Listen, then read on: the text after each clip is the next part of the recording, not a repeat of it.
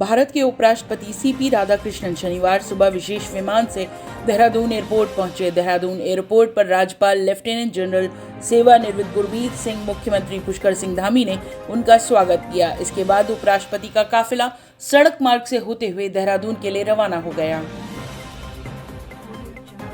भारत सरकार के वाणिज्य एवं उद्योग मंत्रालय के अंतर्गत उद्योग संवर्धन एवं अतिरिक्त व्यापार विभाग department for promotion of industry and internal trade द्वारा जारी स्टेट स्टार्टअप इकोसिस्टम रैंकिंग का 5वां संस्करण में उत्तराखंड को मजबूत स्टार्टअप इकोसिस्टम विकसित करने के लिए लीडर के रूप में मान्यता प्रदान की गई। इस उपलब्धि के लिए राष्ट्रीय स्टार्टअप दिवस के अवसर पर उत्तराखंड सरकार के उद्योग विभाग को सर्टिफिकेट ऑफ एप्रिसिएशन प्रदान किया गया।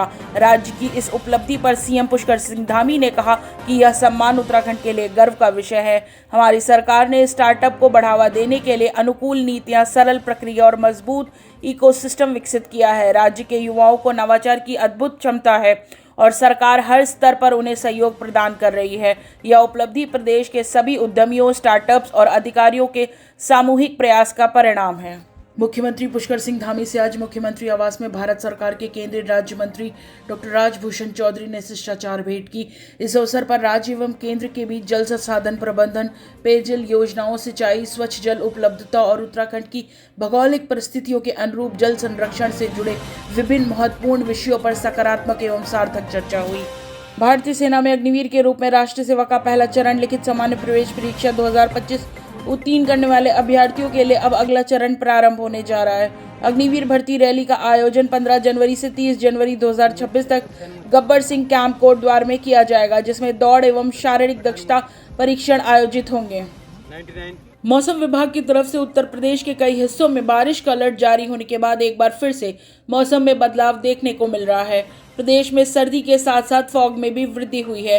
ताजनगरी में एक बार फिर शनिवार सुबह कोहरा लौट आया। मौसम विभाग का पूर्वानुमान है कि रविवार को घना कोहरा छाएगा। मेरठ में तापमान 6 डिग्री सेल्सियस है। बीएचयू के मौसम वैज्ञानिक मनोज श्रीवास्तव का कहना है 17 से 19 जनवरी तक घना कोहरा छाने तथा तापमान में उतार चढ़ाव के आसार है। मौसम विभाग ने आगामी 2 दिनों में बारिश की संभावनाएं जताई है। मुख्यमंत्री पुष्कर सिंह धामी के निर्देशों के क्रम में आयुक्त गढ़वाल मंडल विनय शंकर पांडे ने शनिवार को ऋषिकेश स्थित चारधाम यात्रा ट्रांजिट कैंप में चारधाम यात्रा की तैयारियों एवं व्यवस्थाओं के संबंध में संबंधित जिलाधिकारियों, वरिष्ठ पुलिस अधीक्षकों तथा विभागीय अधिकारियों के साथ समीक्षा बैठक की। बैठक में गढ़वाल आयुक्त ने चारधाम यात्रा को सुगम, सुरक्षित और सुविधाजनक बनाए जाने के उद्देश्य से सभी आवश्यक व्यवस्थाएं समयबद्ध रूप से पूर्ण करने के निर्देश दिए। उत्तराखंड शासन में लंबे समय से प्रतीक्षित बड़े प्रशासनिक बदलाव आखिरकार सामने आ गए हैं। राज्य सरकार ने एक साथ 18 आईएएस अधिकारियों और 11 पीसीएस अधिकारियों के तबादले कर उनकी जिम्मेदारियों में व्यापक बदलाव किए हैं। इस फेरबदल को शासन की कार्यप्रणाली को अधिक प्रभावी बनाने और विभागों को बेहतर समन्वय स्थापित करने की दिशा में बड़ा कदम माना जा रहा है। तबादला सूची के मुताबिक प्रमुख सचिव मीनाक्षी सुंदरम से आवास विभाग की जिम्मेदारी वापस ले ली गई है।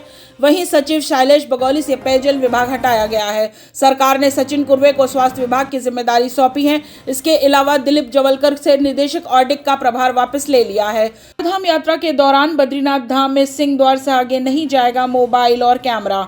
साल 2025 की चारधाम यात्रा के दौरान मंदिर परिसर में फोटो खींचने को लेकर कई बार विवाद हुए। इस दौरान श्रद्धालुओं के बीच झगड़ों की भी खबरें आईं, जिसके वीडियो भी सामने आए। इसलिए प्रशासन ने इस बार बद्रीनाथ धाम और केदारनाथ धाम मंदिर परिसर में मोबाइल और कैमरों पर बैन कर दिया है। गढ़वाल आयुक्त ने कहा कि चारधाम यात्रा एक पवित्र यात्रा है।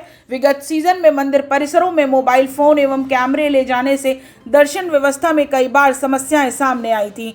इसे देखते हुए उन्होंने स्पष्ट निर्देश दिए हैं कि इस वर्ष चारों धामों के मंदिर परिसरों में मोबाइल फोन और कैमरा पूर्णतः प्रतिबंधित रहेगा। साथ ही उन्होंने बीकेटीसी को श्रद्धालुओं के मोबाइल फोन एवं कैमरे सुरक्षित रखने हेतु मंदिर परिसरों में पृथक व्यवस्था सुनिश्चित करने के निर्देश दिए हैं। आपको पता है कि पिछले 2-3 सालों से ये रील बनाने को लेकर डायरेक्टिव्स आते रहे हैं। इस बार हम लोगों ने ये फिलहाल निर्णय लिया है कि बद्रीनाथ जी में जो हमारा सिंह द्वार है उसके आगे कोई कैमरा लेकर नहीं जाएगा। उसके लिए बीकेटीसी एक व्यवस्था क्लॉक रूम की रखेगी, जहां पर अपने कैमरे को आप मोबाइल को डिपॉजिट करिए, दर्शन करिए, अपना वीडियो लीजिए और बाहर निकलिए। सिमिलरली जो केदारनाथ जी में जो चबूतरे वाली एरिया है वहाँ पर भी कहा गया है कि नहीं, ये धार्मिक यात्रा है, हम दूसरी श्रद्धा से आते हैं। आप उसके बाहर जाइए, आप मंदिर के बैकग्राउंड को लेकर फ़ोटो ले सकते हैं। इसके दो फायदे होते हैं। एक तो जो अननेसेसरी लोग आ जाते हैं और आधे आधे एक एक घंटे उसी परिसर में घूमते हैं, तो जो वास्तव में श्रद्धालु होते हैं उनको फिर प्रतीक्षा का सामना करना पड़ता है।